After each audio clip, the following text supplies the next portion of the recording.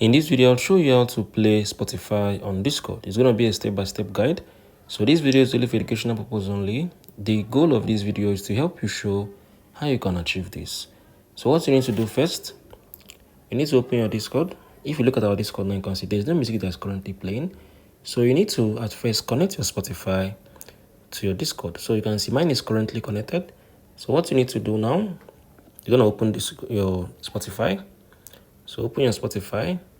So you need to open it, come onto this search, enter the name of the musician you want to play his music. So I'm gonna use this as an example.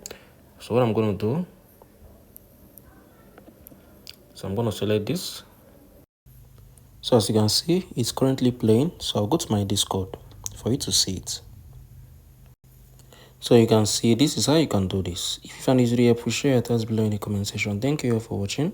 I hope you guys found this video helpful. I'll see you all in the next video.